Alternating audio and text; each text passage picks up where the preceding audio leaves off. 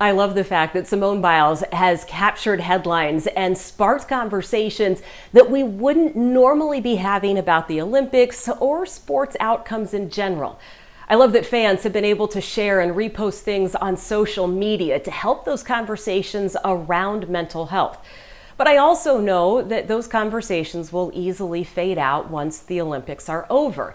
And part of that is because most people have never spent extended time around athletes. And when you are a fan, it is super easy to see them as superheroes and superhuman instead of the human beings that they are.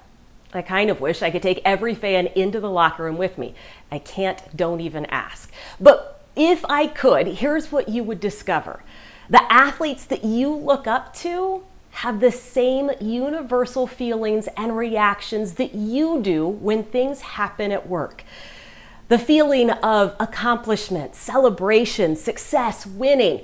We know what that feels like. We also know what it feels like to have a bad day at work, to feel like a failure, to know that you screwed up, or to be frustrated with your boss.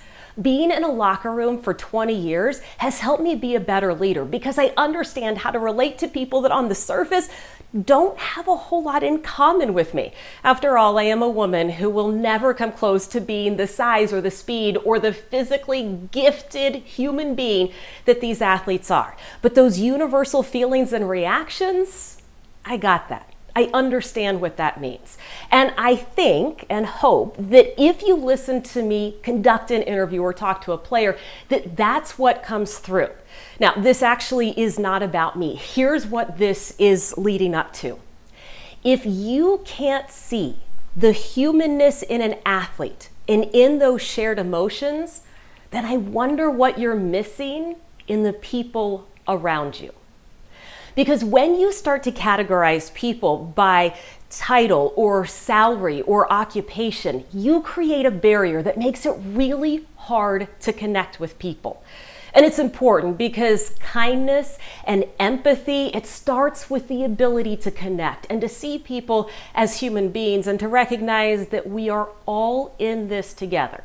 So however you choose to further the conversation that Simone Biles started, or maybe that your group of friends started, I encourage you to keep empathy and kindness and relatability at the forefront of it.